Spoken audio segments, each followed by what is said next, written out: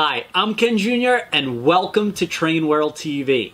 Here you'll find the latest and greatest in model trains. If you're a returning subscriber, welcome back. And if you're new to our channel, we're glad you're here, and I invite you to click the subscribe button and hit that bell notification so you'll never miss a video. Now, we'd also love to send you exclusive deals and special announcements that you won't find anywhere else. So be sure to sign up for our emails, TW Text, and stay connected with us on Instagram, Facebook, Twitter, and TikTok. Now, you can find all the links in the description box below or trainworld.com. And without further ado, enjoy today's video.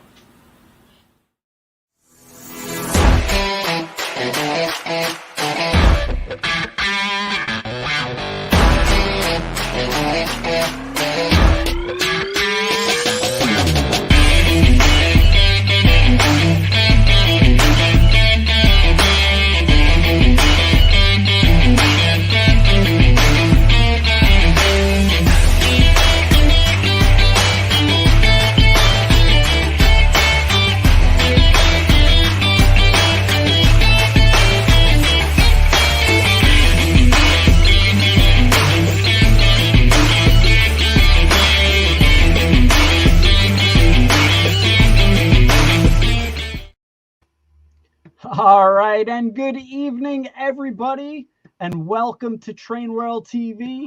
And we have a very, very special night. It is the annual or biannual Lionel 2023 Volume 2. Is it Volume 2? Volume 2 already there. Summertime catalog preview. And we have the whole Lionel team tonight, as well as Ken Sr. from Train World. And we'll go around the horn because this way we could have the Lionel team introduce themselves. But we're very excited to have them participate tonight. We're really thrilled to have them on and to talk about these new great items. Pre-orders have been going great. People have been continuing the Lionel home run bash, just ordering hit after hit. And on top of that, they have been shipping out so much product. I don't even know if we had time tonight to do this show. I'm sure Lionel feels the same. It has been crazy, both at the dealer side of things, at the consumer side of things, and at Lionel's side of things. Just tons of product coming in. But we have tons of stuff to talk about tonight. So I'll go around the horn. I'm Ken Jr. Thank you very much for joining. And we'll start to the other side of me, I guess, depending where you look. Ryan. Hi, Ken. It's great to be back here on Train World TV with both of you and everyone, and share some things on our latest catalog and all the other updates. I know you've got a couple of surprise announcements to make tonight. We're pretty excited about those too. So great to be here, and thank you as always for having us back on to share the love of trains. Awesome. Thanks, Ryan. And also Corey right next to him. How you doing again, Corey? Hey, I'm doing great. It's nice to be back. And I just echo what Ryan said about super excited to share the product and get everyone excited. And for those who don't know, I am a product manager here at Lionel. And I help and my associate Megan and I and also Ryan work together to create this product. So had a lot of fun. Awesome. Thanks so much for joining us. And also another Lionel team member, Megan, how you doing? Good. Thanks for having us back on. Excited to talk about the C2 catalog with everyone tonight. Awesome. Great. And last but not least, Ken Sr. Welcome aboard, everybody. And thank you, Lionel, Corey, Megan, Ryan, for coming and doing this for everybody, because the customer really appreciates this type of a show. They get to answer their questions. You know, we're going to see people writing in different stuff, and I'm going to learn a lot from it too. I got a few questions for you guys, but I thank Kenny for putting this all together. It's a lot of work for him, and he keeps asking me for a raise, and I'm like, I don't know. I don't think summertime. Wait till Christmas. Wait till Christmas. I don't know, Ken. All those trains you guys are bringing in and moving through the store right now, I think the cash flow is pretty good. Yep, it is. It's very hard working for family, Ryan. I'm trying for you here, Ken. He deserves a lot more, that's for sure. It's a thankless job when it's a family business. All right. But before we kick it off tonight, we want to do a nice raffle. And as a token of our appreciation to all the fans out there for supporting Lionel and Train World throughout the years and many history we've had with so many people, and we see so many great faces that are saying hello. So we are going to raffle off this beautiful Angela Trotta Thomas Lionel custom exclusive boxcar, and it is a gorgeous design. She really did a great job, and we're gonna raffle it off for free tonight. So put in the chat hashtag I love Lionel and the state you're from, and make sure you tag Lionel and tag Train World, and we'll pick out a winner tomorrow. So hashtag I love Lionel, put in the state you're from, and tag Lionel Trains and also Train World, and we're going to raffle off this to one lucky winner. So without further ado, we'll keep that reminder going. Yeah, 1 second, Ken. The that boxcar is actually a picture of our first store sign when we first opened up back in the late 70s. So the signage on our store was that is the way the sign looked back then. So for guys that have been in it that long, they know the store, they've been in it, and that's like a replica of our sign. And another thing that I read an article in one of the trade magazines that Stacy Walters from Walters Trains wrote an article about spreading the word.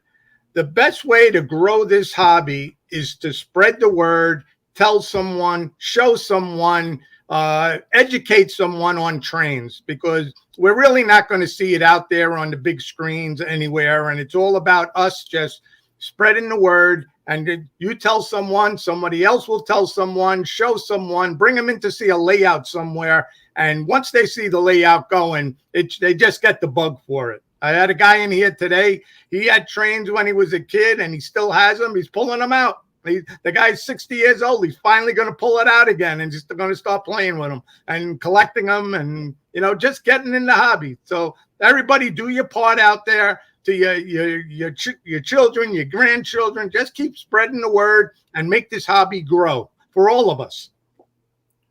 All right. And with that speech, without further ado, Lionel, and we're going to go over the new catalog. And if I flip this right, upside down, and we'll give it a shot. So it may take some time to load. Give it 1 second. Well, we're waiting for the catalog to load.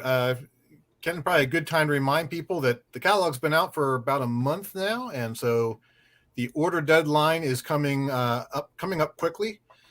I know that our date for all of you is the 21st, so we're just about a week away to get orders in. So I'm not sure if you had pulled that in for your own business or not, to give you an extra day or two to work on it, Ken. But I want to make sure that if you have questions tonight, please feel free to ask. I'll try and get them in here and get away any last minute reservations you may have or doubts you may have about buying everything you want out of this catalog. Perfect. All right. So can you see the catalog on the screen now? All right. Yes. We're ready.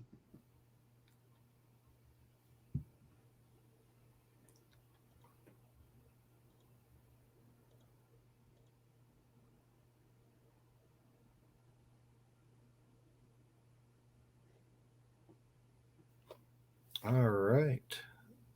F-19's up first here, Ken. I know I saw your preview, and this is one of your favorites. Yes, the F-19. Everybody is talking about these, Ryan, for sure. Yeah. And I didn't even know you still had this tooling in existence. Just unbelievable. Really cool. Yeah, we have not run this one since the TMCC days, so it's back after a very long hiatus. But it is just a beautiful piece of tooling, very nicely detailed locomotive, and a very interesting looking prototype. You know, it's got its own sort of beauty to it. It's with all the complications going on the front end.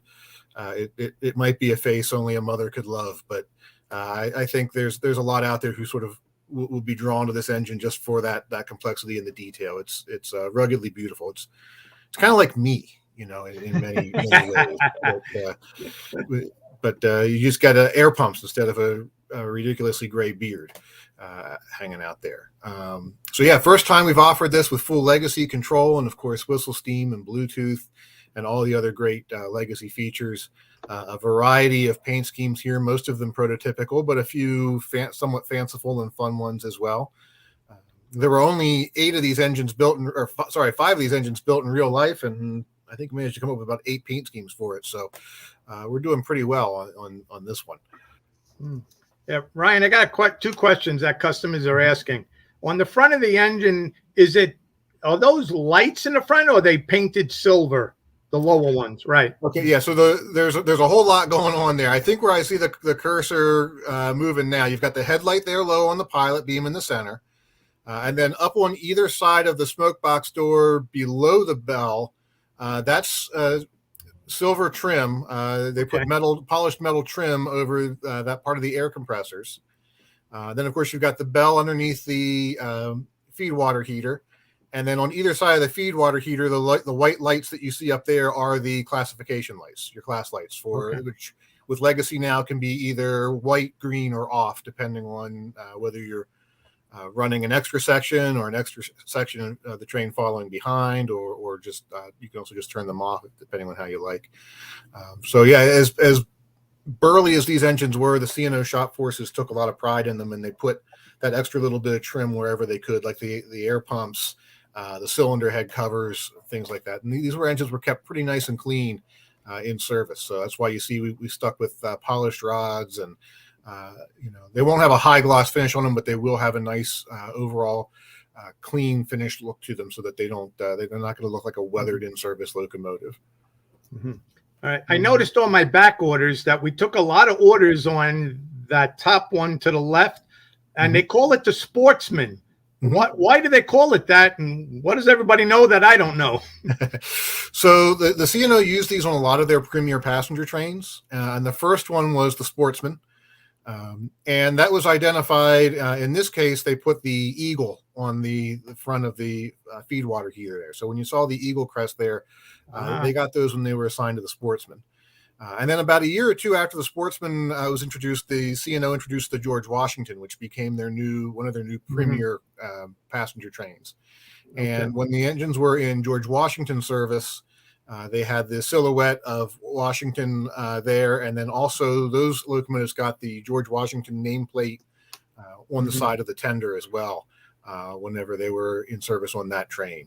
So that helps distinguish between the two. And then we've done 2 variations of each of those, one with and without the C&O donut herald there on the coal bunker of the tender.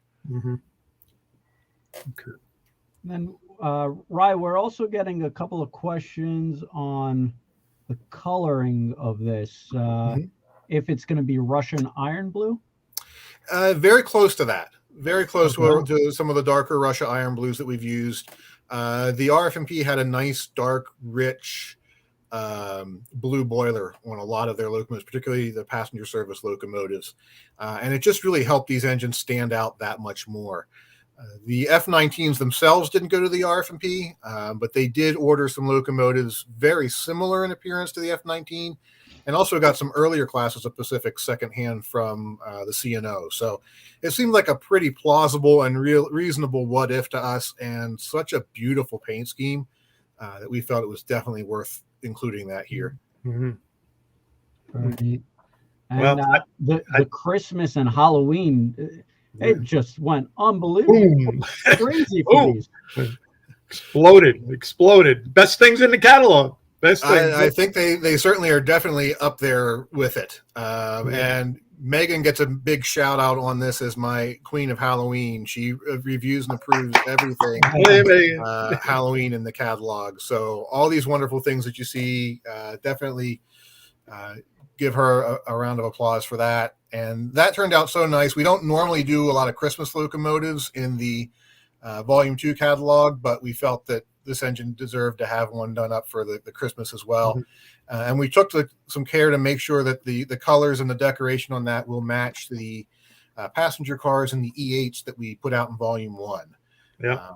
The locomotives of which are on their way to us now. So you'll probably be seeing those in the not too distant future, guys, as well. But this way, if you've got those passenger cars on order, if you get tired of running the diesels, and as beautiful as those turned out, I don't know how you could, but you could put a steam locomotive on there and alternate power to your heart's content. Okay. Great stuff. Great stuff. Oh, somebody mentioned that sounds. Are the sounds on the Halloween? What kind of sounds are on that one? Yeah, we'll definitely have some cool spooky sounds. If anyone's had any of our previous Halloween or Christmas locomotives in the Legacy line, you probably have a sense of what we do there already. The crew talk voices are very different. There's a different bell. Of course, we have 5 different whistles now, but we give them some really screaming sound whistles. I think one of them is a werewolf howl, a whole variety of things like that. Likewise, for the Christmas versions, you'll get more jovial type of background noises. You've got elves in there and Santa and sleigh bells for the bell, different things like that. I think one of the horns on there we're using is sort of a French horn, having for that Christmas sound there for one of the whistle options. So lots of really cool things that make these trains just that much more fun when you're running for the holidays. And Ryan, someone's asking maybe next time around some blackened side rods for the Halloween engine. I don't think. Yeah, we're showing this one with the polished. Just didn't want it to all, even though it's sort of a dark and scary engine, we didn't want it to look too dark. We wanted to give it some splashes of shine here and there. So we kept the trim on the cylinder heads and the air compressors. We replaced the eagle on the front of this one with a bat, which turned out pretty cool. Oh, that's funny. Neat little details like that. So still very much in the C&O tradition for the F-19s, just with a Halloween spin. Yep. These just great looking paint schemes. You guys really did a home run with these. They look really great. As Azar is saying, exceptional attention to detail. So that's good. Very neat. All right. Also, the other 2 versions. Yeah, as I mentioned, the George Washington, 2 more versions, and of course we have the George Washington passenger cars to go along with these.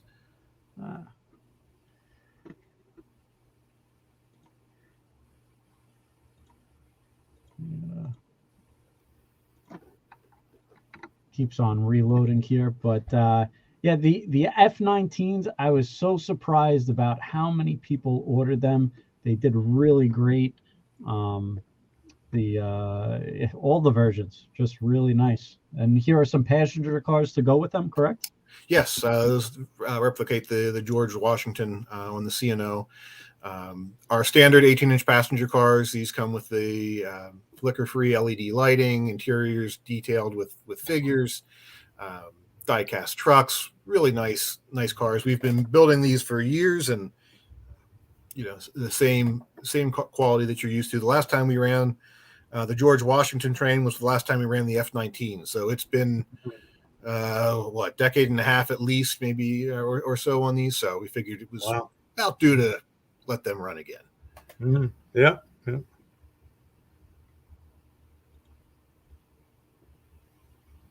Awesome. And now the 2662s. Mm-hmm. Yeah. I think what I like about these is that they are big enough to give you that feel of a really, good size locomotive, but still small enough that they're friendly for smaller to medium sized layouts. If you want something that gives you that big feel without necessarily requiring an 072 curve, or moving all your buildings another 2 inches away from the right of way on your curves. This is a really nice compromise for that. And so you get all the full legacy features in here as well.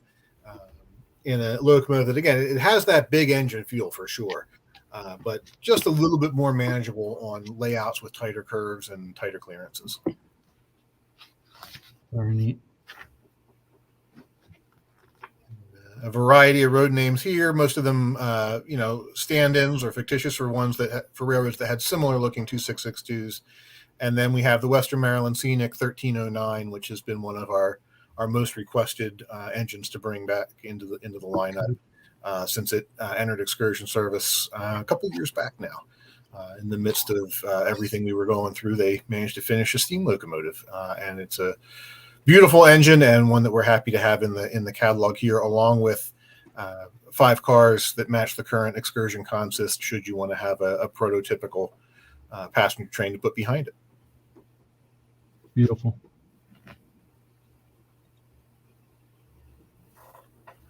Consolidations. Yeah, again, another small layout friendly locomotive. Just about every railroad in the country of any size, whether they had one locomotive or 1,000, had a consolidation on that roster somewhere. So there are so many road names here. And while ours is a fairly generic locomotive based on a Harriman design out west, we've made a few detail changes here or there to help capture the flavor of some of these other different railroads around the country, and definitely got some new ones in here. 3 different tender variations are being used on this run. We've got some really cool front end detail changes, probably not the least of which everyone gravitates towards that big red plow on the Colorado and Southern locomotive. It didn't always have that, but a lot of the pictures of it towards the end of Steam show that very prominently, and we said that's just too cool not to put on there. So we're going to tool that up and put that on the locomotive. It'll definitely be an attention getter on your layout for sure. Yeah.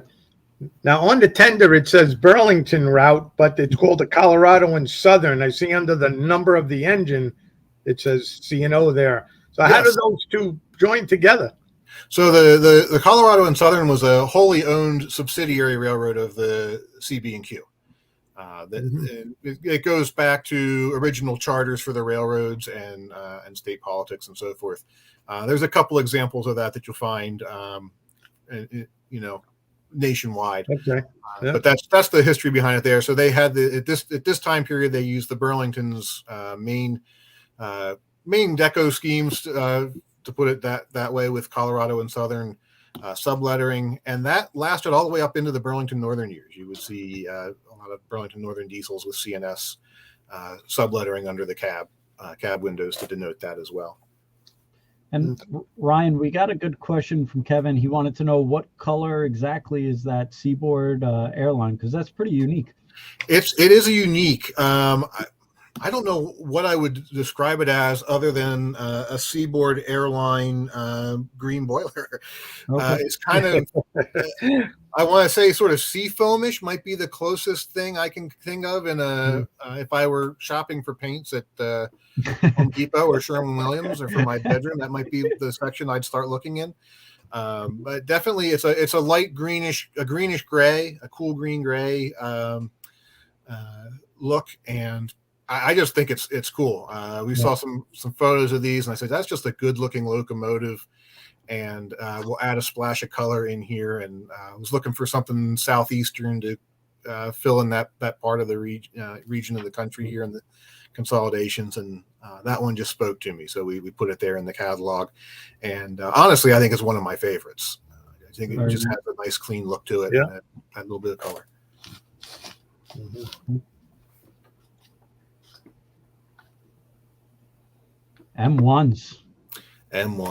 Yeah, this one is definitely one of my favorites, but you all know I'm a bit of a Pensy guy, so we've had this one on my to-do list for a few years now. We are starting with our existing M1A tooling and making quite a few changes to this. It started off fairly simple because we've never done the actual M1. Pensy guys will know there's some differences between the original 200 M1s that were built, and then the 100 M1As that came very shortly thereafter. The biggest difference noticeably on the outside of the engine is the steam delivery pipes, there where you see at the smoke box that come down into the pistons. Those were external on the M1s and internal to the casting on the M1As, and then later rebuilt M1Bs. So we started this off and said, this will be pretty easy. We'll just make a new cylinder casting, do an M1, straight M1. It'll be a little different.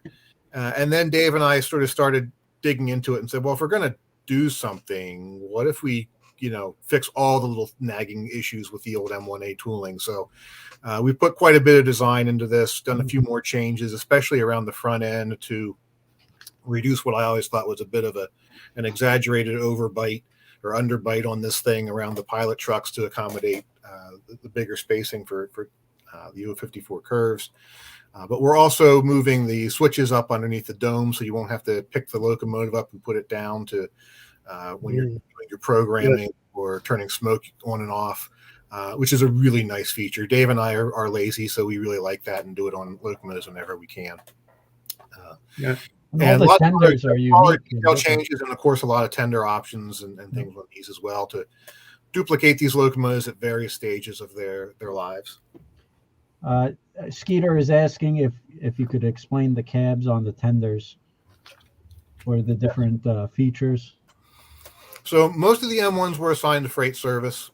There were 20 of them that were initially assigned to passenger service, and they would not have needed a room for a head brakeman on the locomotive. But most of the freight service engines did. So they had what was called the doghouse, which sits on the back of the tenders. And the Penske had a few different designs for this. And so a lot of the locomotives you'll see here with either the 6-wheel or the 8-wheel long haul tenders will have that there for the head brakeman. And that's the reason for those. The passenger locomotive, we have done some updated art for these since we got the designs completed since the catalog went to print.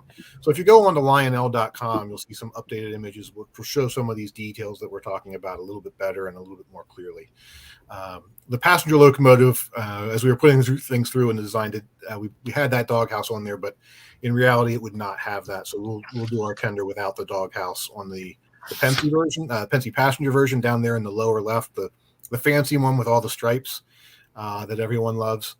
And but the rest of them, where appropriate, we'll have those tenders. The two you see on this page, at the top of the right and left spread there, have a shorter tender like was used behind the K4s, and that was common as well, especially in those that were in passenger service.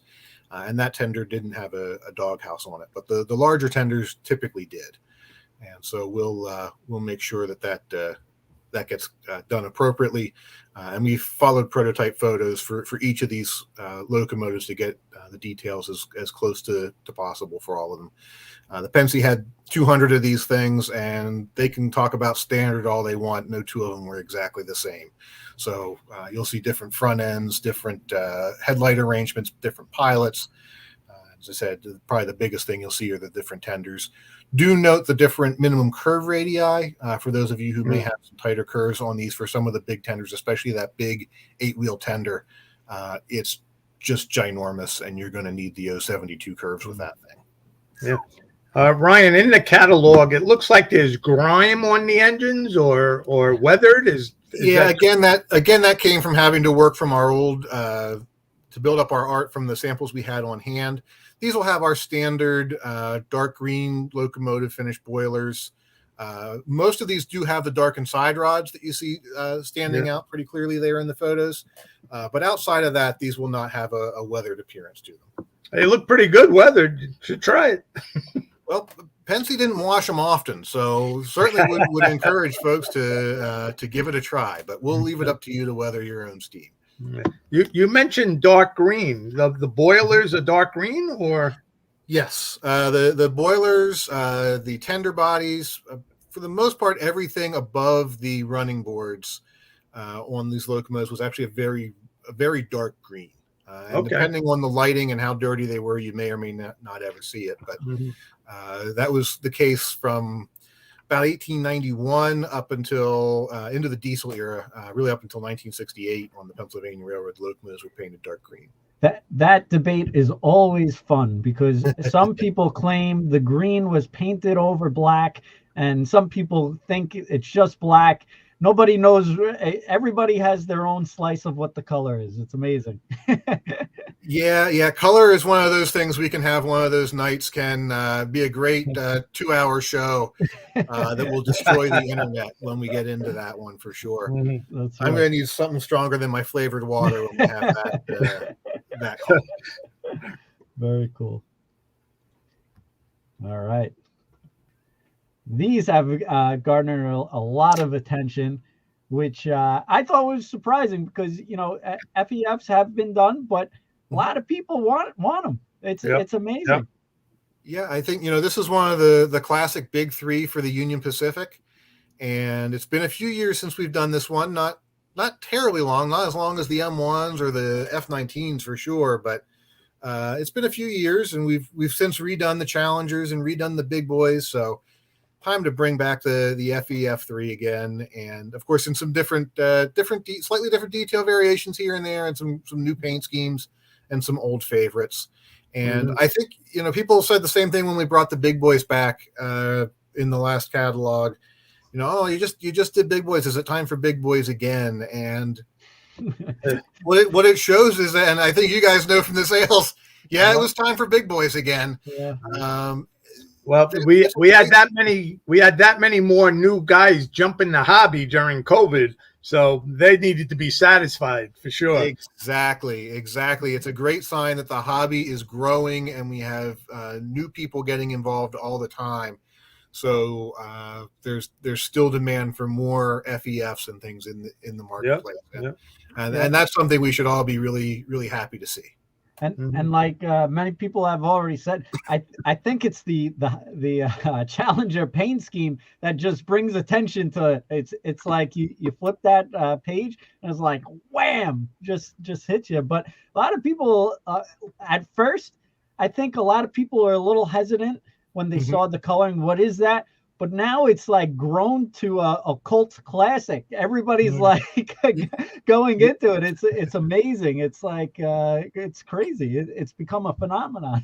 Yeah, you took the words right out of my mouth, Ken. It has become the hot dog locomotive cult, and I can't do UP steam without throwing that out there. I didn't want to say it. I thought the same thing, but but it's cool stuff. Cool stuff. Very neat.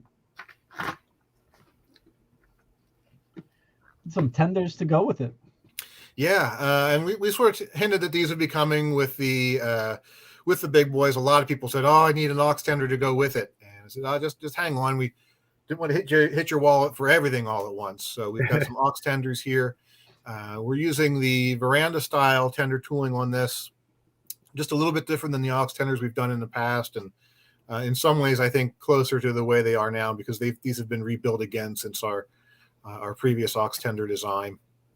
Of course, there's two in regular service now with the 844 and the 4014. So we're doing both, and we're giving it to you in two ways. You can either have these without sound or with full legacy control, which gives you the sound, the electrocoupler, the backup light, etc. So if you want all the bells and whistles that come with the auxiliary water tenders as we've done them in the past, you definitely have that option. If you plan on always running the two together and say, you know what, I don't really need all the features in both, it might give you a way to split that up and save yourself a little bit of money. Or if you're just looking for a conventional operation and say, you know what, I'm fine without all the extras, well, you can save even more money. But I thought it'd be a nice way to give people some different options on these depending on how you wanted to use them. Of course, Dave says always wants me to remind people that you really do need them all with sound and full features. That's awesome. Did they ever do these tenders in black with the flag? Not in real life, at least not yet. Okay. So we'll see. Mm-hmm. It would be kind of neat. Just a couple of questions people throwing out there. Pre-order deadline. We prefer to get them this week so we could crunch all the numbers and Lionel could have ample time, but we usually know that's never the case. So Monday latest. Usually my father leaves a nice cushion for all those late birds and people who ordered after the fact, but it behooves you to order early, especially on pricing, and to make sure you don't get locked out or missing that engine that you really like. So make sure you get your pre-order in. Again, latest this Monday, please. And then Sean had a question for Ryan on the FEFs, the sounds. Do you know what kind of sound recordings on the FEF? We'll go back to our original 844 recordings that we have on that one.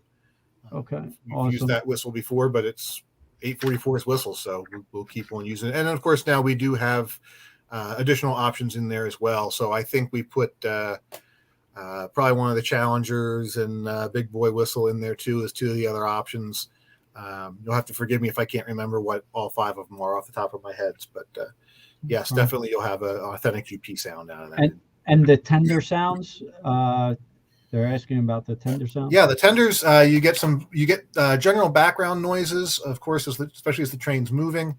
And then in the dialogues, there's a variety of different dialogues sequences that typically go into more of the servicing of the engine between runs and things of that nature. I also saw a question in there about why not 2 electrocouplers. Typically, you couple these right behind the locomotive, so you already have an electrocoupler on the locomotive tender. If you want to uncouple it from that end, use your locomotive coupler. But if you're keeping the auxiliary tender coupled to the engine as they normally would when you're uncoupling from the train, then you're going to want to use the rear coupler on the tender instead. And on the 844, did it have a Mars light? Yes. Okay. All right. Awesome. So we got tenders, also the passenger cars that you can match up with the FEFs. Those look nice as well.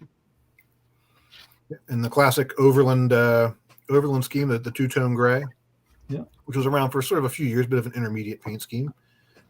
I think one of the nicer ones UP did. All right, and on to diesels.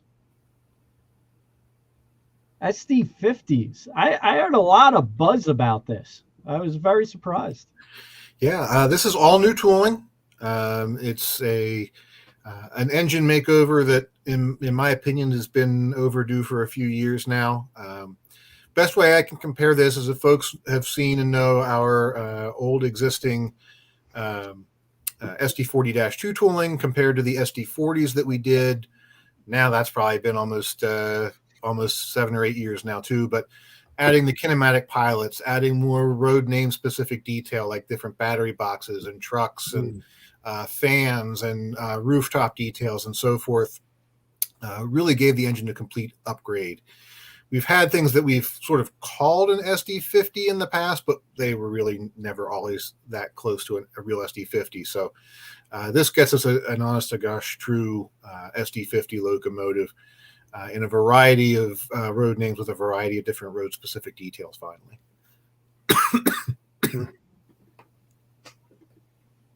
Awesome. Oh, Missouri Pacific. Interesting. It looked at like Union Pacific real quick. Yeah, and again, these were bought by the Mopac right before the merger, so they had that parent look on them with the armor yellow.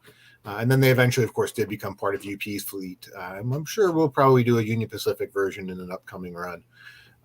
But they stayed in Missouri Pacific lettering for quite a few years after that merger.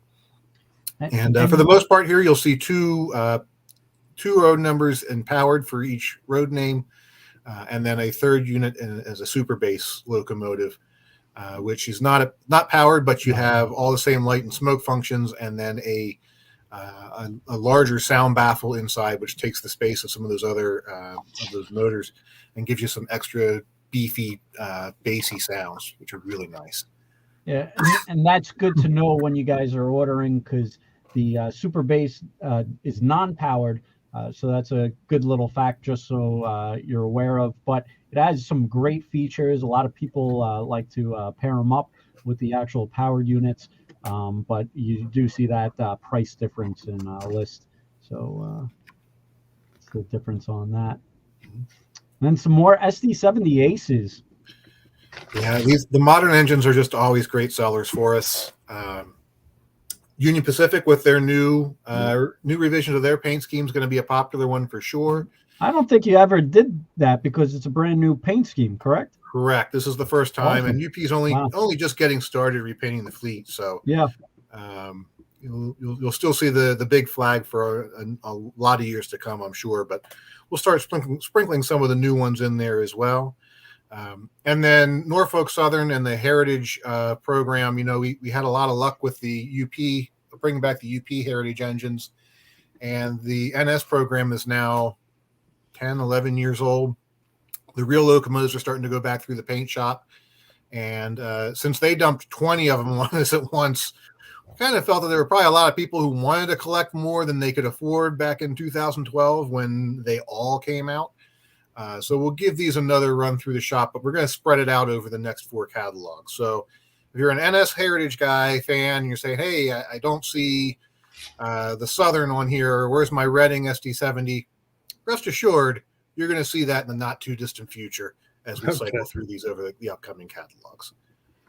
And are these going to be a glossy paint or more flat? Yeah, we typically do a little bit of a gloss on the Heritage units. It's not a heavy high gloss because I find that just obscures the details and doesn't make them look quite as nice. But it won't be a matte finish either. It'll have a low gloss level to it. And Dave is wanting some of the new CSX Heritage units, so I'm sure in the next catalog or upcoming series, you may be surprised or not surprised. Yeah. I mean, I'm not at liberty to say, but I think if you watched our catalog cycles over the past couple of years, you realize we sort of alternate between SD70s and ES44s. And if there's a special paint scheme out there, we typically do cover it as quickly as we can. And since you're seeing SD70 Aces here, you probably have a good idea of what you might be seeing in C1. And so we will certainly be getting to the CSX Heritage units. We're watching them as they come out too. And like we're going to do with the NS units here, though, I will say this up front. From what I have seen, there are plans for a lot of CSX Heritage units, which is awesome. We are not going to drop them all at once. We'll spread them out for a little while so that you all have some time to pick them up. But yes, eventually, of course, we'll definitely get to them. That's awesome. Very cool. GP30s. Yeah, another great classic 1960s locomotive up through the 80s and 90s. You still saw these things fairly commonly. And now they're still a fan favorite out there where you see them preserved. So we've got a variety of cool road names here with a few interesting details here and there. The New York Central was the only one to order them without dynamic brakes, which kind of stood out a little bit more on the GP30 just because of their distinctive styling. So we have those recreated correctly here on the NYC, as well as one of the 2 Conrail patch jobs. You've got the great train phone antenna on the Pensy unit, the Alaska with its beacon and the plow. So a lot of cool little details that make each one of these unique for the respective railroads. Very neat. Mm-hmm.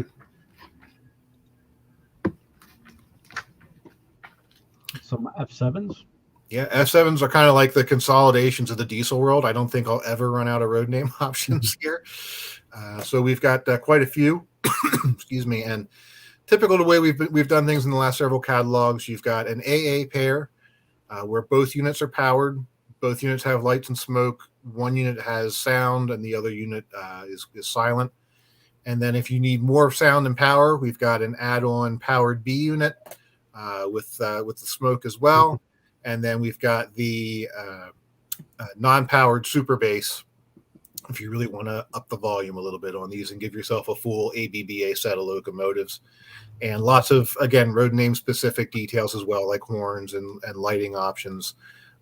Steam generators or not, depending on the service that these engines were in.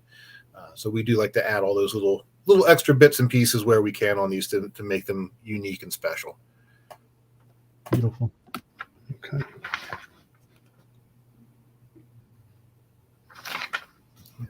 the Boston and Maine and the Rock Island. I think these are sort of interesting because they're later paint schemes and sort of reflect that era when the F units were on their towards the end of their active lives and running around in whatever paint they could get on them.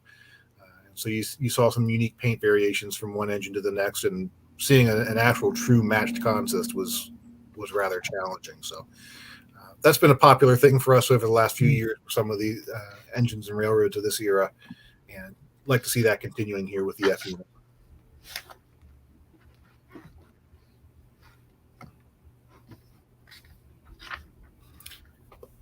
Certainly one of our most requested passenger trains since we brought out the 21-inch passenger cars has been the Empire Builder. And so we finally got that one in the catalog here. Of course, you've got an AVBA set of F units to pull it, the 4-pack, the 2-pack, and then a Station Sounds dining car, and also the full-length dome car here as well, if you want to add that into the consist. This came about a year or two after the train was re-equipped in the early 1950s, and then they added the full-length domes. And at times, this train, depending on the season, could be upwards, I think, of 14 cars long. So you might even want to add a few extra B units into the consist if you're going to make a full tourist season builder. Yeah. How long ago did you make these Great Northerns? I remember them maybe in the 90s or the 2000s. Yeah, it's been a little bit since we've done Great Northern F units. And the last time we did Great Northern passenger cars, I can't recall. I know certainly maybe some heavyweights, but certainly the streamliners would have been back in the aluminum car era and before I came to the company. Yeah, long time ago. And we got a good question from Donald. Are the snowplows on the Great Northerns removable, or is it molded into the trucks? It's molded into the front pilot Okay. of those, yeah. A lot of people loving the look of the set. Very neat. S2s. I can imagine you guys probably have a favorite one on this page. Well, we'll wait till later to talk about it, but there's a lot of good options for the S2s. And quite honest, I'm not sure if NASA is in the lead or if it's the Staten Island. Just really cool units and fun little switchers. Yeah, both great paint schemes. I think that that ADM paint scheme is pretty far out there too, and based on a prototype. So we had a lot of fun with these. Our switchers are great little locomotives. You've got all the normal legacy features, plus these have fixed pilots, so they are really nice locomotives. And of course, Vincent from Staten Island is excited to see that switcher at his door, and we're excited to send that out, Vincent. But of course, it's a nice Italian name for Staten Island over there. So very cool. Mm-hmm. Yeah, but lots of good options, lots of good road variation.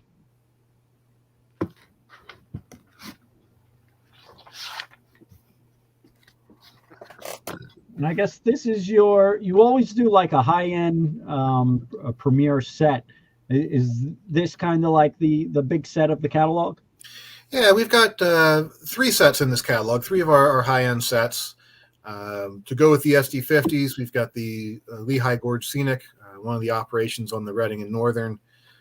Like the Western Maryland Scenic, if you're in the Northeast, these are definitely in fall. Those are definitely 2 train rides. You need to book your tickets early and take those trips. They are absolutely wonderful scenic train rides. So we're happy to bring this one in with the blue painted passenger cars and the caboose. And then, of course, the specially blue painted SD50 that pulled the train for a number of years and sometimes would be used behind the 425 as well. So it blended in nicely with that locomotive too when it was used as protect power on those trains. But a really great set. We're also working with some folks at the railroad now on a couple extra little pieces of dialogue and things to work into this to make it that extra little special. I think this will be a really attractive one on anyone's layout. Reading and Northern's always a popular road name for us, and this will be a nice piece to add into your collection. Oh, that's awesome. Colors are really sharp. Very nice.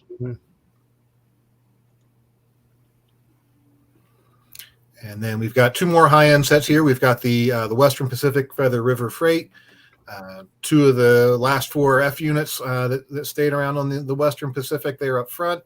A colorful consist of cars, including the Freight Sounds boxcar, the cover gondola, and the TOFC flat car with a bicentennial trailer on there, and then the bright red Western Pacific bay window caboose.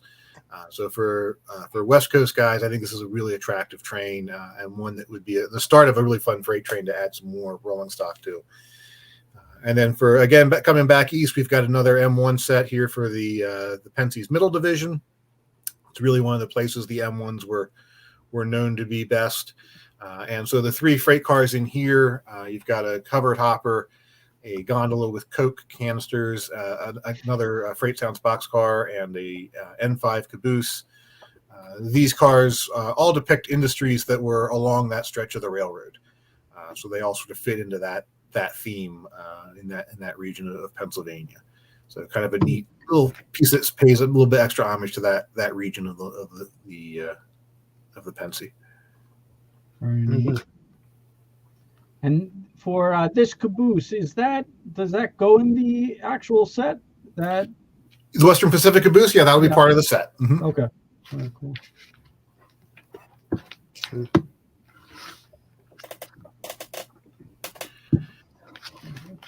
The American Orient Express, a fun sort of a land cruise operation from the late 90s through the early 2000s.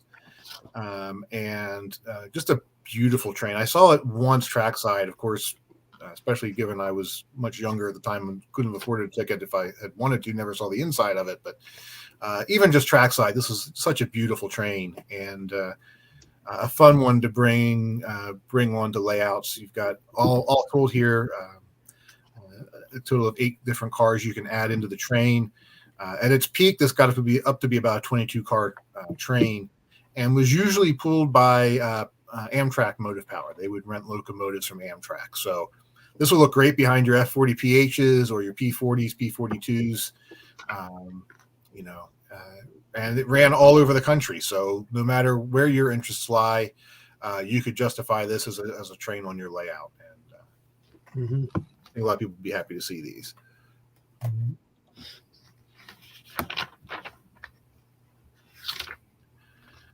More add-on passenger cars. We've got the Amtrak's Dome car there, the last Dome car in regular service in its final Amtrak paint scheme. And then we've got 2 RPO cars. These will be just very basic cars, but they represent some of the older passenger cars as they fell in later years into company service. So these would match real nicely with your rec train or your work train scenes on your layout. And then one of my sort of favorites in the catalog, just because I like this sort of obscure little, offshoots in railroad history and operations, are the instruction cars. Railroads would have these classrooms that they would send around the system for a variety of functions, but it was cheaper to send the instruction to the workers in most cases than to bring workers to a centralized class. So for rules exams or a variety of training functions, they would send these cars along with their paid instructor from yard to yard. And these will have an interesting sound set in them. They'll have the clickety clack sounds when they're in motion. And then similar to our hobo box cars, where when you park them on the siding, you would hear the hobo camp. Well, here you'll hear the boys coming into school to take their required exams. And so banter back and forth with that. So whether it's on the train and rolling around or parked on the siding, these cars are going to be a lot of fun. Yeah. Now, Ryan, I see a Milwaukee Road there. Is that kind of like a hint that something's in the next catalog? Possibly. But really, these cars can stand alone. They would be moved in whatever train was most convenient, whether it was passenger or freight sometimes. So you could put these, if you have a larger passenger consist and wanted to tack these on, you absolutely could do that. Or you could throw it on the back of a local freight train for that matter. And pretty much use them any way you want to on your layout, which also makes them a lot of fun. Mm-hmm. All right. More of our great The rolling gondolas. It's been a while since we've done the Coke canisters, so we've got those coming back. Some more fun Area 51 rolling stock, and of course our graffiti cars, which always remain super popular. So Yeah. Aliens are a real thing these days. So these Area 51 cars are actually onto something. I think we've uncovered something here. Yeah. I think with all the Area 51 cars on the layouts, the world has finally listened. They are real. Very neat. They walk among us. These double sheath box cars came out really nice, Ryan. Yeah, a nice variety of road names there. We've got one in there. It's another addition into the Friendship Train series of cars. We've definitely had some people asking when they'd see some more of those. So here's a great example. And we haven't done this style of boxcar in a while, so I'm glad we got to bring it back with some more fun road names on it. And the Strasbourg is the #1 boxcar. They're just everybody's going crazy over that design. But I thought these postcard cars were really unique. I really like the design on that. Yeah, I think these are a very cool series, and we introduced it a little bit with the Union Pacific Big Boy set earlier this year, where I mentioned that the one boxcar in there was going to be the start of a long series for this train. Union Pacific had put out a whole bunch of advertising during World War II, and I think I found about 25, 27 or so different posters. And so each car will have a different poster on one side, and then the other side of the car, instead of serving all the West, says serving all our best on the opposite slogan side of the car. So these two will have what we're calling our Patriot sounds in there. Similar to a Freight Sounds boxcar, but instead of a normal clickety-clack, it'll be more of a military cadence, like a military march to the clickety-clack sounds, which would be pretty cool. So we've got the next two sound cars in the UP series, as well as the 4 branches of the armed services that actually had some PS1 boxcars. We figured it'd be neat to do those as well with that sound set in there. And then, of course, on the next page, you've got the first 3 3-packs in that World War II poster art series. And then we'll conclude the series in volume 1 coming up here in a little while. So again, with so many cars to choose from, we tried to spread it out a little bit. These cars here, and the non-sound equipped cars are using the old Weaver tool for the PS1 boxcar.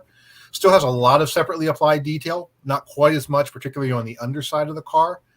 And that helped us shave a few dollars off. We felt that really it was the deco on these that were going to stand out, and especially if you go for the whole train, which would look awesome behind a Challenger or a Big Boy or an FEF.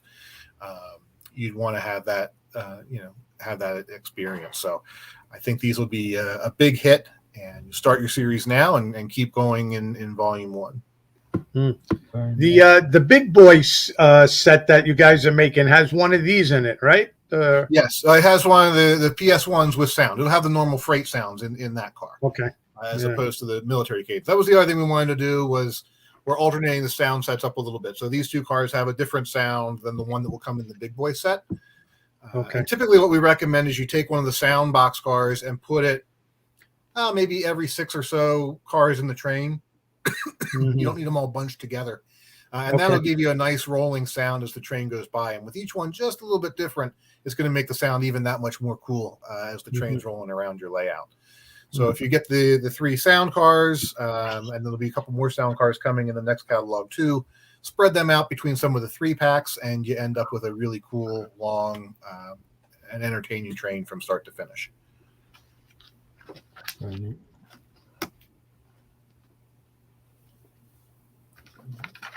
Again, some more of the former Weaver tooling finally getting back into production here.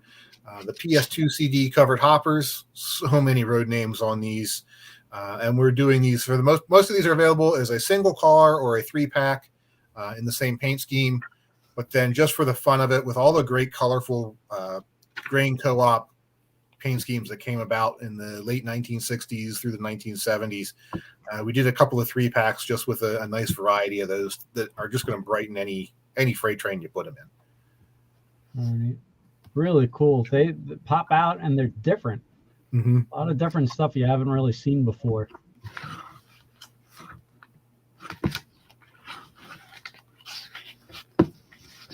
And then last but not least, we've got some single sheath boxcars and our standard O double door boxcars. Again, these are all great fleet builders if you're trying to build up a long train without spending top dollar on all the scale details. You still get a very nicely detailed car that's scale proportioned, runs well, tracks well, operates beautifully, and is rolling by in a train, has all the detail you'd need, but saves you a few dollars per car as you're building these long trains.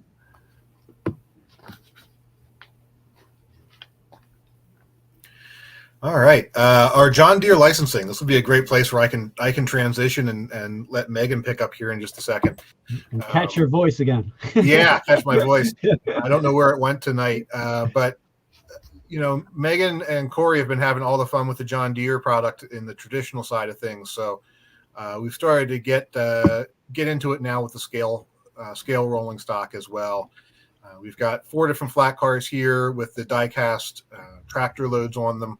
One's in full John Deere paint, and then the other 3 are typical railroad prototypes, so that if you want to have something in a freight train that looks 100% authentic, you still have that option as well. And then we've got our fertilizer gondola, and what's actually one of my favorites, I think it just turned out wonderfully, is the double sheath boxcar with the old time John Deere advertising on it. And this, I think, should be a hit for people who love John Deere, but also for everyone who loves and collects the billboard reefers and that era of rolling stock with the bright graphics. This just really screams that it that era and that idea. And so I think it's just a wonderful looking car. And then Megan, I'll turn it over to you, and you can talk about the accessories and take us on into the traditional section. Absolutely. What's really cool about the John Deere product is that we get the opportunity to use some really cool Tomy loads with our accessories and with those flat cars there. So as you'll see, the showroom there gives you that mix of old and new John Deere. It's an old building updated with modern signage and the ability to open up that garage door on the side and place any type of Tomy tractors, John Deere tractors that you want to within it. But it also comes with those 2 additional loads there. It is a PEP accessory there, so easy to use, lighted interior. It's got some really cool detailing on the fronts and sides with all that really cool vintage John Deere graphics there. So if you're a collector of John Deere or just someone who models either old or new, this kind of fits for you. Very neat. And someone was asking about the tractors. Will tractors be slanted or back to back?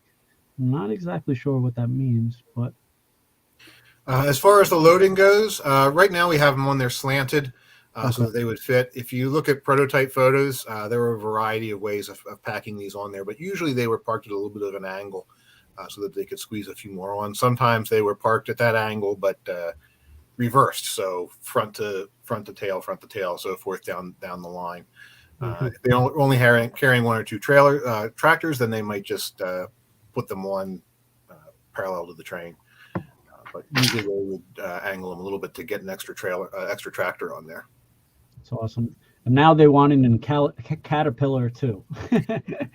So we'll let our licensing guy know. yeah, but John Deere is always very popular. Everybody goes crazy for it, Jim. I mean, it's seen all over the U.S., so really neat.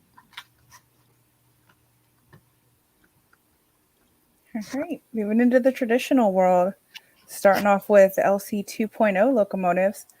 For the first time as an LC 2.0, we have the 726 Burke. Really cool to be able to bring back the 726 with the Lionel lines, and then bringing in 3 additional road names with the American Railroads, the Detroit, Toledo, and Ironton, and the Santa Fe. I always like to at least grab one locomotive with a colorful paint scheme. So the American Railroads is definitely my favorite on the page there. These will all have the jeweled marker lights on them. Typically, with an LC 2.0 locomotive, we would have lighted, but being that we wanted to keep with the traditional post-war scheme here, we left the marker lights there jeweled on these. Very neat. Beautiful. And then moving on to the GP7s, this is really cool. This is new to Lionel tooling, updating the body shell on the GP7, bringing in 4 wonderful paint schemes here with the Denver Rio Grande, the Aberdeen and Rockfish, CNJ, and Rock Island here. The shell on this has the more detailed handrails, and again, all those great features that you know and love with an LC 2.0 locomotive. Very neat. And to go back to the John Deere, we actually got a good question. Are the tractors removable? Yes. Awesome. So that customer, Paul. So yes, they are removable. So you get to model it around your layout then. Very cool. How fun is this Great Northern 280 Line Chief set? This is new to Lionel tooling on the 280s, and we're continuing by offering a second grade set here. We had one in C1 and now this one in the C2 catalog here, with the Great Northern locomotive and including some new tooling here with the fun potato sack load in the hopper there. Really wanted to do a what would they be hauling type situation here, and adding a new load to hopper is always fun for us. So expect to see that used again in future here. But a really cool and unique way to kind of celebrate the Pacific Northwest and the types of loads that they might be carrying out there. And then available as an add-on piece, we have the Great Northern flat car with the bulkheads there so that you can add on to the set. Very neat. Megan, I'm not sure if the fans out there are doing this on purpose, but they are chatting up a storm about Halloween products. So they a lot of requests. Hi, friends. That you're gonna have to comb through on Halloween products. Awesome. It is what, August, so it's Halloween already as far as I'm concerned. So yeah, 'tis the season for me for sure. As Jimmy Buffett would say, it's Halloween somewhere. Exactly. Very cool. This page, I think, is one of a lot of our favorites this year, and especially for C2 here, the Looney Tunes, coming off the heels of Warner Brothers 100th anniversary. They saw great success with all the Looney Tunes items. We found that there are so many people that have a love for these characters, who've grown up with these characters and have a special place in their heart for them. And they just fit so well on the railroad. I mean, having Wile E. Coyote, right there on the nose of the locomotive there, with Roadrunner driving along, doing it as he does. You get all the great characters on the box car. You get the fun chasing gondola with the Duck Dodgers characters, and then heading it off with the caboose with Sylvester and Granny there. This set is bright, but also screams nostalgia. It's so exciting to be able to offer this great set with all these great characters on it. And we've come up with a lot of great items to go back with it. My favorite, obviously, being the exploding factory. I mean, you can't have Acme without some explosions and some smoke. If anyone's familiar with the Sergeant Stumpy's fireworks factory that we did a few catalogs back, this has that really great smoke unit in it, the fiber optic LEDs, sounds, lights. It's going to be a fun one. There's no detail spared in here, and I think once you get a look at it close up, there's all these great vintage Acme detailing and advertisements across it all the fun products that Coyote and Roadrunner get to use in their foils there. And then you get also the barrel pack there, which you can place all those little TNT dynamite loads all over your layout there, which would just a great addition and fits perfectly within the world of Looney Tunes. Go ahead. Yeah, Megan, I was really surprised because I looked at the pre-orders on this set and they just jumped out. It was like crazy. I kind of, brushing through the catalog, sometimes you never know which is the surprise, but a lot of people are going crazy over the Looney Tunes. They're going loony over Looney Tunes. That's great. Well, I think it just goes to show that there's so many people who've grown up with Looney Tunes and so many people that have continued that tradition with their family. I mean, Saturday morning cartoons, everyone remembers those for fondly. So I'm glad to hear that they're doing well. Megan, Corey and I talk all the time about like who our favorite characters are. Mine being the Tasmanian Devil. And being able to do that on the lenticular boxcar where he's moving across the side of the car there, just kind of wreaking havoc, I think is going to be super fun and a great addition to the set. That's great. And Kevin is actually pretty funny. He was saying, does the horn go meep meep? That would actually be pretty funny. Yeah, we'll work through with Warner Brothers on what we can and can't set, but that would be really cool. Yeah. When I saw that, I was like, it just brought me back to the old cartoon days. Really cool. Absolutely. And it doesn't stop just on this page. Corey will be talking about some great stuff on the next one. Right. So it's so much fun with Looney Tunes. When we were concepting all this, I think we just had too much fun. But so we have a Looney Tunes hand car here, conventional controlled, and it's featuring our beloved Bugs Bunny and Daffy Duck. Frenemies of sorts, and felt like a perfect fit for a hand car. If you're familiar with our Polar or Toy Story cars and you love those fantasy schemes and sculpts, then this would be just the right fit for you. And going back to something our team said a moment ago is Saturday morning cartoons. Well, if you look back to 2019, we started this line of in-house printed and assembled cars in-house, and they all feature these cool clips from actual episodes of Looney Tunes that you would see on Saturday mornings. And it's exceptionally hard to get some of these through the licensors, but I'm pleased to say that we were able to bring Hair Trigger featuring Yosemite Sam and Bugs Bunny, and then also Devil May Hair, which features, again, like I know Megan said it, Taz is one of my favorites too. And in this episode, Taz actually gets married, which I think is just hilarious. So a couple more things to add to your Looney Tunes world. And then on the right side of the page, bit of shifting gears a bit, but still a lot of nostalgia, is we've started this American history, train history series, and it's a great opportunity for us to just celebrate all the important figures and events and inventions and all sorts of things that make America great. And as you can see, 2023 was packed full of awesome anniversaries. 250 years since the Boston Tea Party event. We have just about 30 years since the Battle of Mogadishu. If you remember Black Hawk Down, that's it. It also became a movie later. 120th anniversary of the Wright brothers and their first flight. So if you're from North Carolina, this one's going to be really special to you. And then we have 160 years since the Gettysburg Address, which is close to my heart. My dad is actually a history buff, and I even named my son Lincoln, so that counts, right? Really? Totally intentional. But if you're a collector, and this is going to be perfect for you, and look forward to many, many new and incredible ideas in the future catalogs. Very neat. And the writing on that. What right. Does that say on the top? So it says Black Hawk Down. And then there's another script there. And so this car in particular actually has some detailed roof prints. So thank you for pointing that out. Very neat. Yeah, I love when you do the top and even on these cars. Oh, that's awesome. Looney Tunes on the top of the car. That's wild.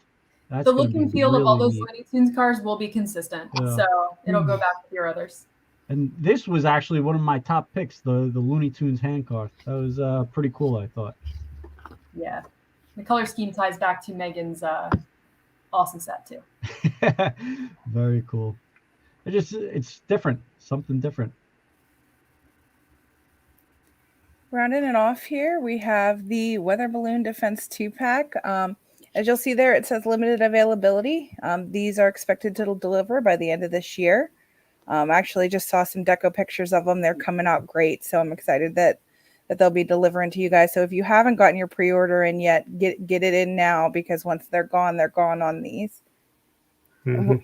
Also rounding out, we have the Bethlehem Steel flat car with bulkheads. Again, just a really nice rolling stock addition to any freight layout.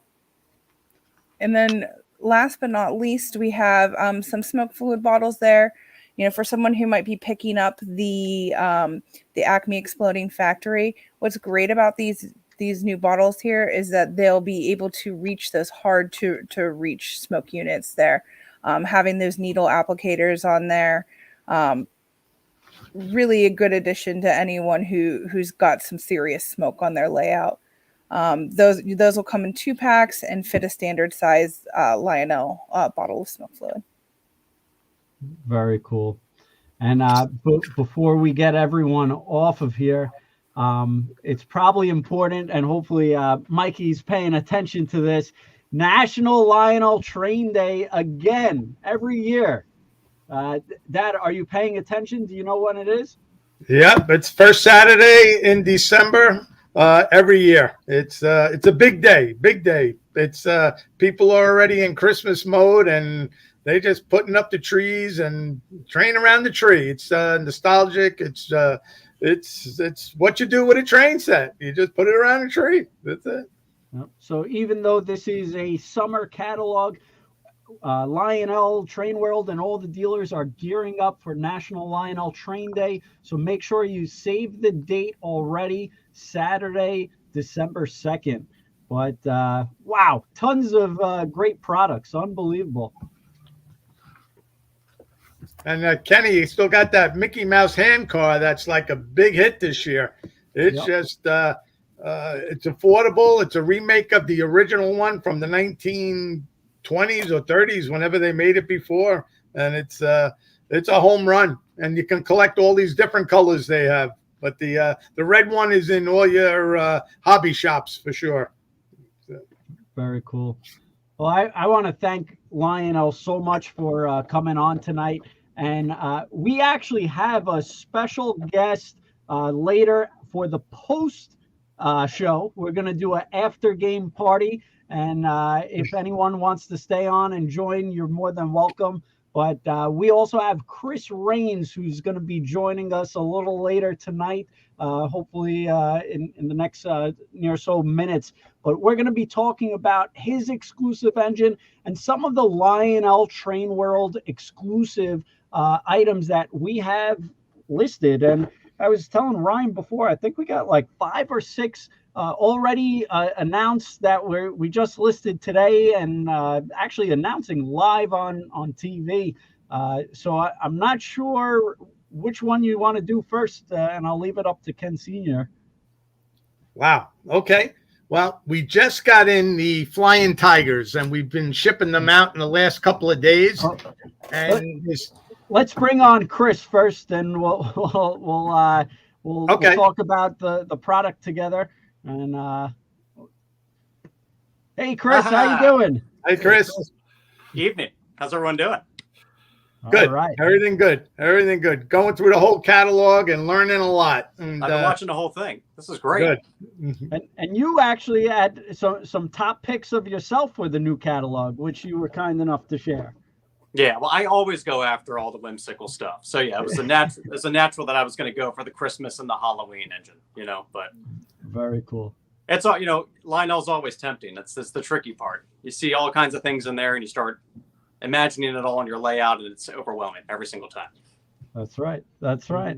And all right, so Ken Sr., I'll let you give it a whirl because you actually have a sample of the one of the exclusive items that just shipped in.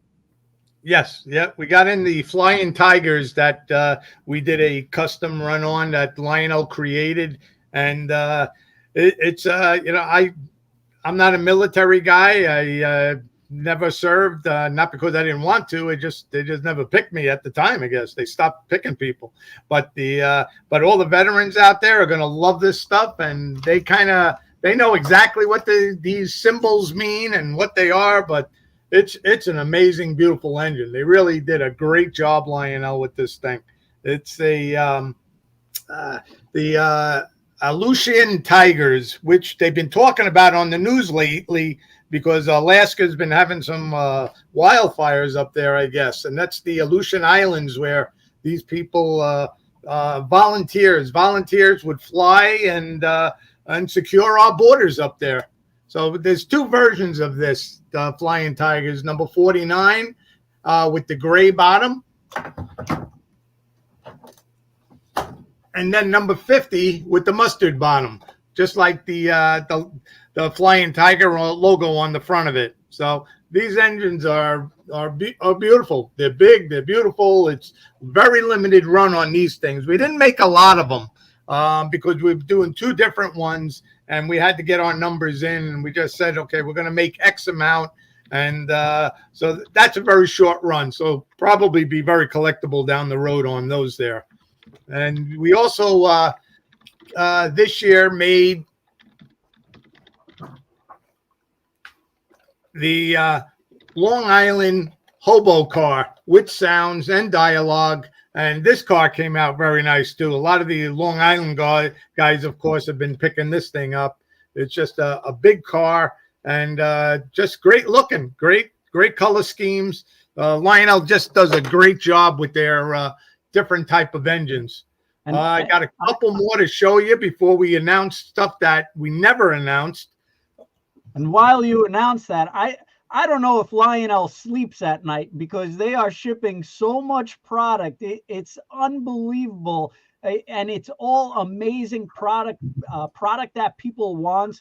I mean, we've been processing pre-orders nonstop. It's like a machine. I'm sure everybody at Lionel are pitching in at the warehouse and just trying to get things out. It's amazing. I really want to see Ken Sr.'s office from the other side because he just keeps grabbing trains from like every which way. It's like, what the heck does your desk look like? You know? If the sign behind me falls down, you're going to be quite surprised. And these are the FAs that Lionel created for us. The 1941 and 42. These came as an AA. They're 4 motors and they just great paint jobs, on these. And again, all this custom stuff is very limited. It's not mass produced and it's only available through Train World. And we did another Long Island FAs also. So FAs have been pretty hot this year with the catalog also, and all their road names that Lionel made. So we got a 2-piece unit here.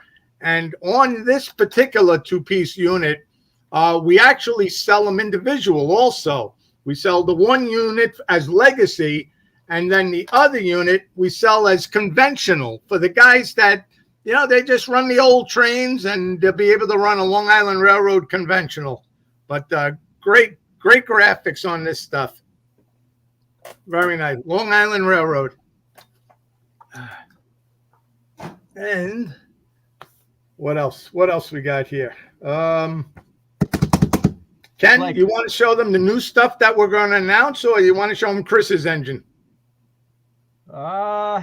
I'm sure everybody's waiting for Chris, so let's keep on pushing it off.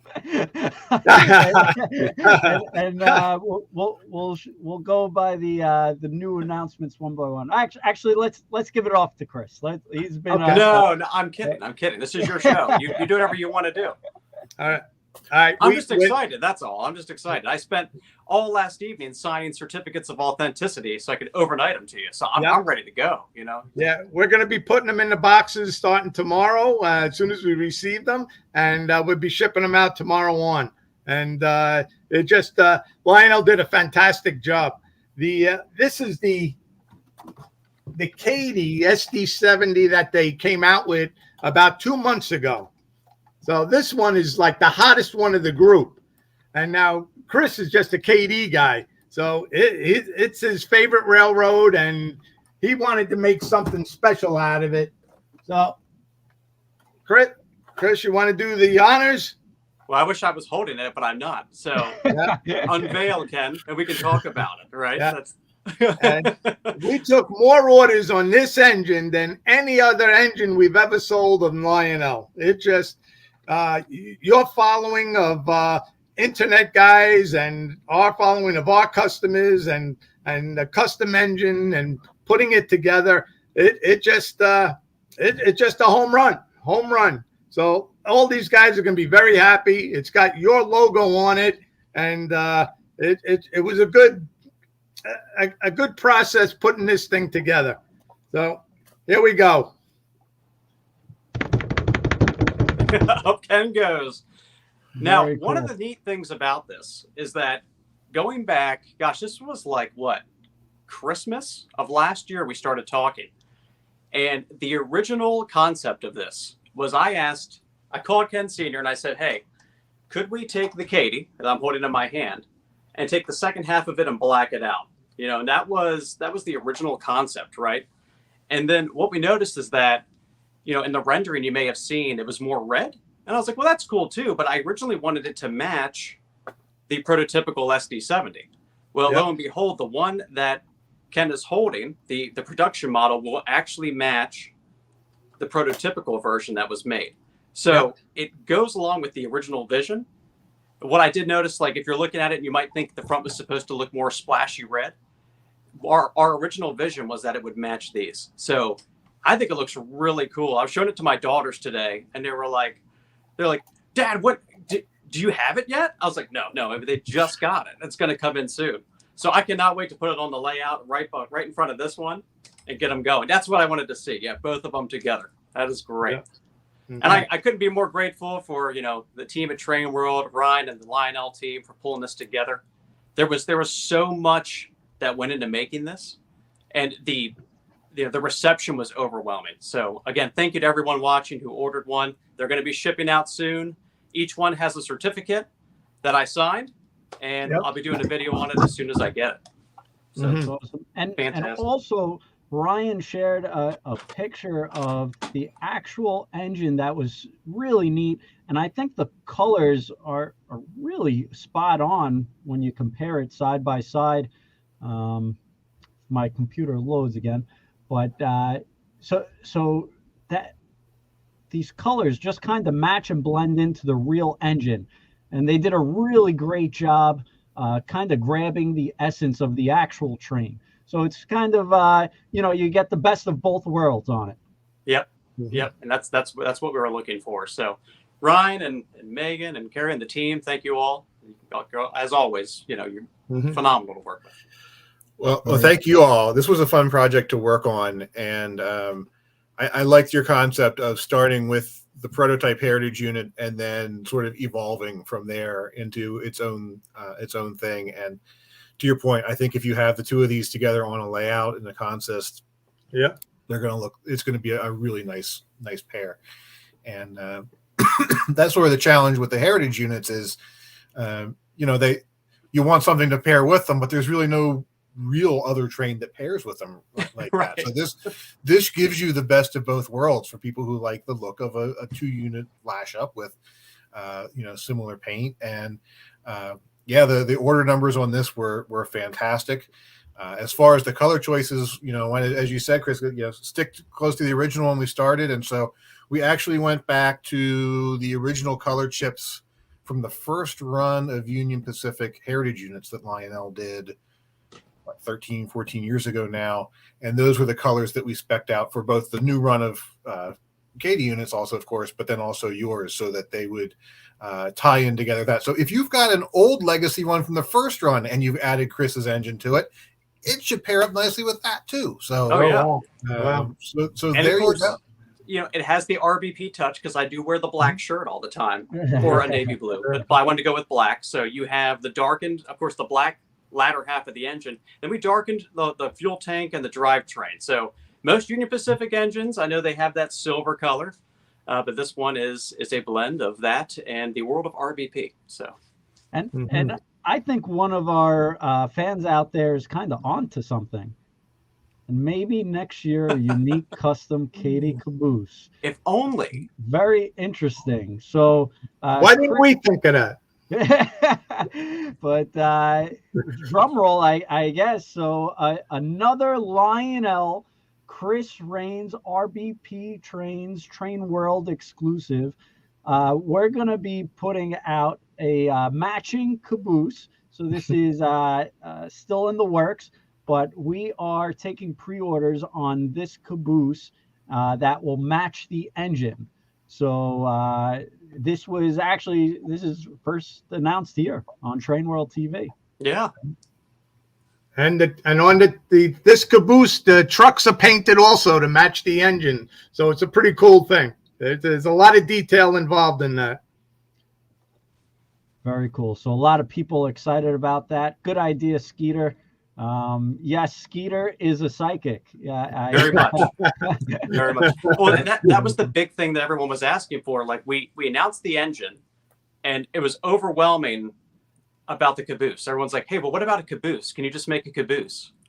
So I think I was like picking my daughter up from dance class, and Junior called me. He's like, "Hey, Chris, I got a caboose rendering to show you." I was like, "This is amazing." Yes, absolutely. And Chris was also excited because the caboose was at a lower price point, and he really wants to get people into the hobby. Kids get excited about it, and I think it's a really nice thing that anyone could kind of add on to their layout. The engines are definitely a little more pricey than rolling stock. So absolutely, he actually made that a point to me that he wanted something to go into the hands of everyone, and he's very excited for this. When we were at a train show this past spring or so ago, people just ran up to Chris and kids of all ages. It was truly amazing, and they were so excited, and they actually got into trains because of Chris. So it was really fun to work with Chris on this, and Lionel kind of in capturing the vision of all parties. And I know it's always unique and fun to hear from everyone, and they really got to manage that. So they do a great job working with us, and a great partnership all around. So really cool. Yeah, I see that Tuck is asking about a rolling stock. Ryan, aren't they coming out with a Flatwood vans in KD? Flatwood vans in KD. Or was that trailer? Oh yeah, the piggyback trailers. Yes, right. Those were in the catalog. Last catalog, or perhaps I think the last catalog, and they're in production now. You'll see them late this fall, early winter timeframe, certainly by Christmas. Okay. So the TOFC flat car and trailers definitely on the way, and hopefully the caboose follows suit with the locomotive. And I wish Chris and you guys at Train World a lot of success with this. And if that's the case, if you're going to have an engine and you're going to have a caboose, you got to RBP the whole rest of the middle of that train.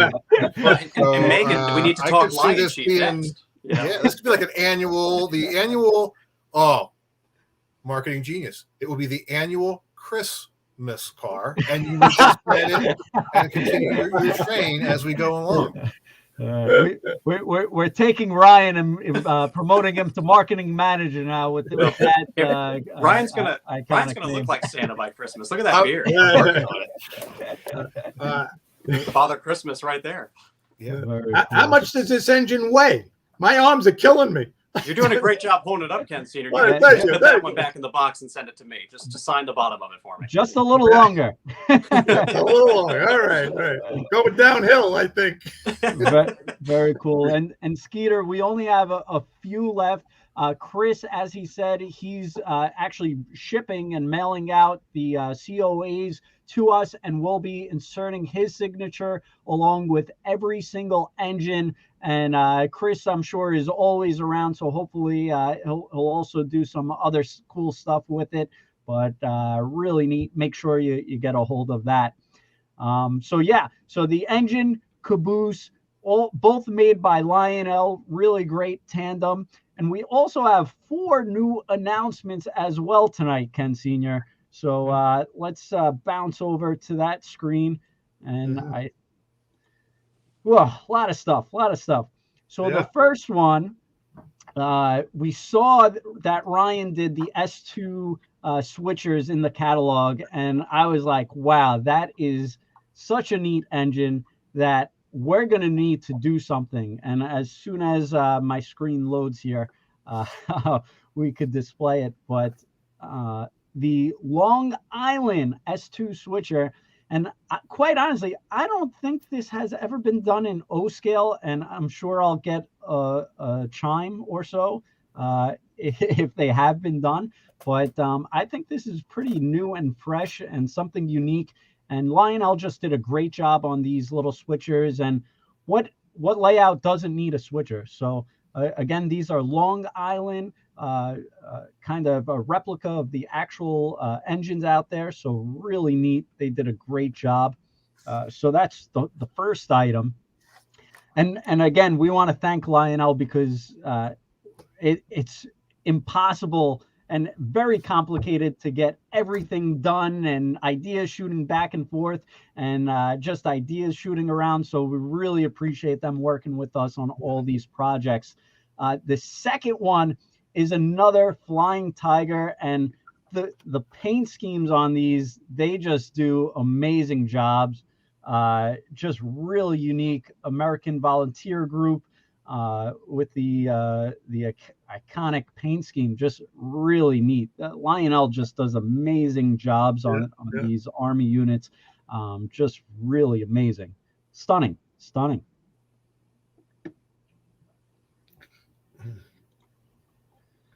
Third, this is a unique project. This was actually going to be an engine, but was never really produced, but it was actually a design out there. So the Greenbrier Presidential Express, still have some tweaks on it, but an engine that could have been out there. And I think it's really sharp, really unique looking. The colors are totally unique. What do you think, Ken Sr.? Yeah, and Ken, anybody that's been collecting all these presidential cars for the last 10 years, this is a great engine to run them with. It's just the Presidential Express, or if you got patriotic cars. Or if you just got the creamsicle Greenbrier, I mean, there's tons of things to run with it.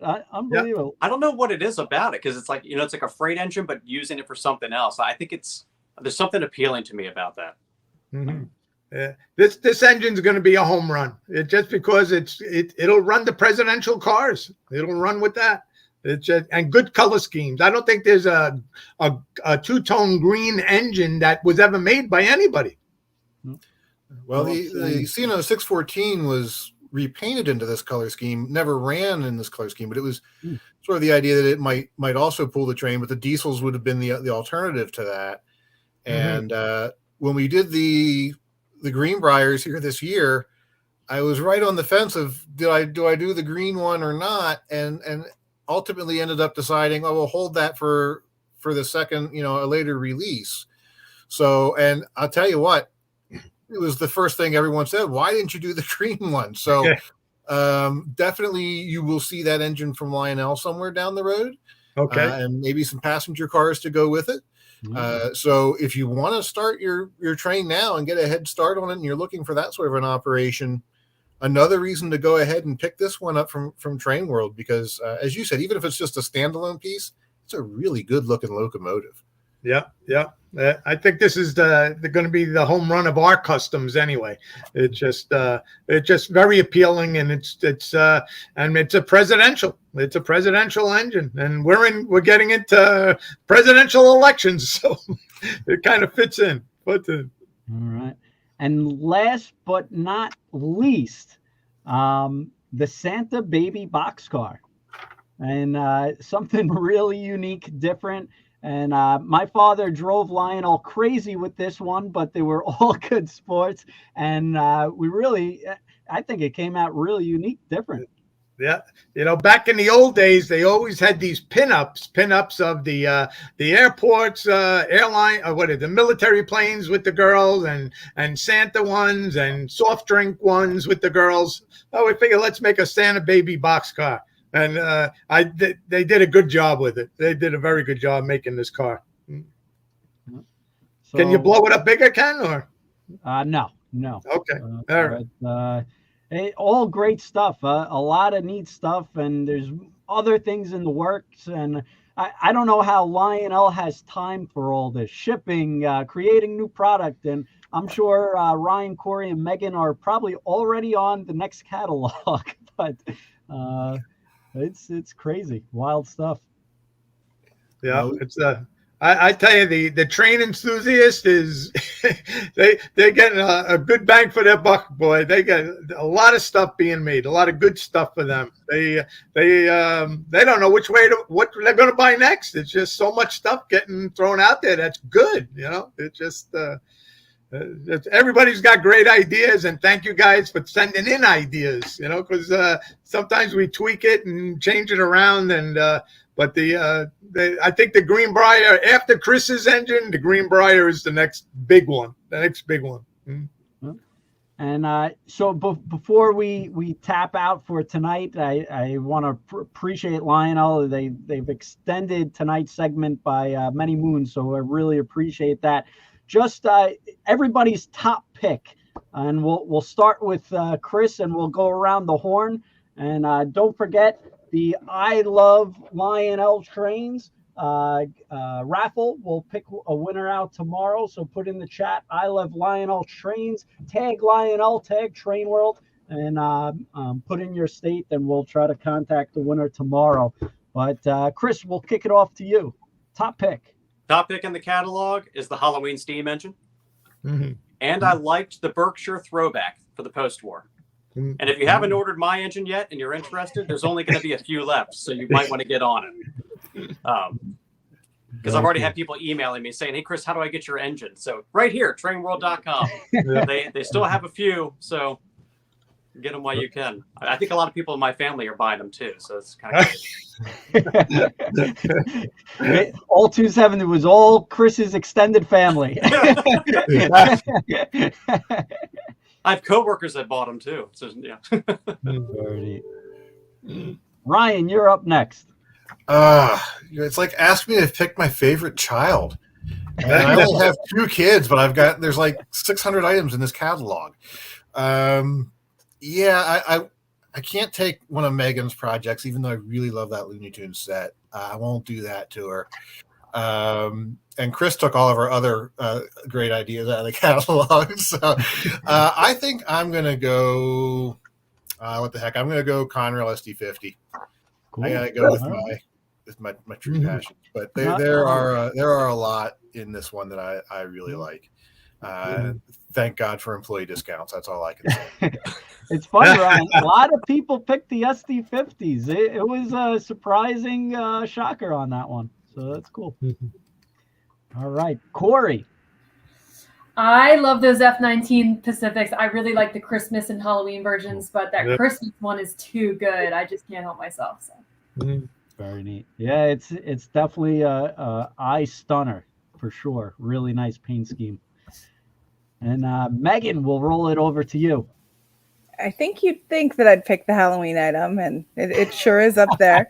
But the Exploding Dynamite Factory, it's going to cause so much havoc on the layout. It's so cool. Is the Dynamite Factory going to blow the socks off your feet? Absolutely. Very cool. Very And I don't know. My top pick keeps on changing. And we already had some of mine already picked out tonight. So I'll go with the Strasbourg boxcar. I think the car is really sleek, very well done, nice, and there has been a Strasbourg craze. So I think I'm going to roll with that one for tonight. And Ken Sr., last but not least. Well, I'm going to go with Corey. The Christmas engine is the home run, without a doubt. And when I saw this engine in here, the first thing I did was gobble up all the passenger cars wherever I could, because everybody's going to need passenger cars to go with this, whoever didn't buy it with the E8s or whatever. So I think this once this engine comes out and the cars behind it, it's just going to be a spectacular set. I got my money in it, that's for sure. That's awesome. Wow. We covered a ton. It felt like it was going to be a quick episode, but we kept on going. Tons of product, tons of new announcements, tons of items that Lionel is shipping in stock at the moment. So if you haven't heard, go to trainworld.com. We have tons of Lionel new arrivals. We also are taking pre-orders on the new catalog. Go to Train World. We have the Lionel new catalog listed of just the new items. So go to Lionel 2023 C2, and all these Lionel items that we spoke about tonight are taking pre-orders. You could sort by all these different options: rolling stock, electronics, engine style, trains, product line. And also the new arrivals for O-scale Lionel items. I can't begin to tell you how many new arrivals from Lionel are rolling through the door. It is constant, just tons of product. So make sure you check it out. Over 138 items of new arrivals rolling through the doors of Lionel product. Just look at all these items. So the Lionel team has been really working their butts off this summer, just getting all this product out the door before Christmas time, which is great. It's great for dealers, great for the consumers. This item we didn't even talk about, but everybody is going wild for the creamsicle engine. Everybody just can't stop talking about it. Everybody thinks that Lionel hit a home run with this, and this just came through the door. So tons of product. We could go on all night, but I'm sure everybody wants to go home to their loved ones tonight.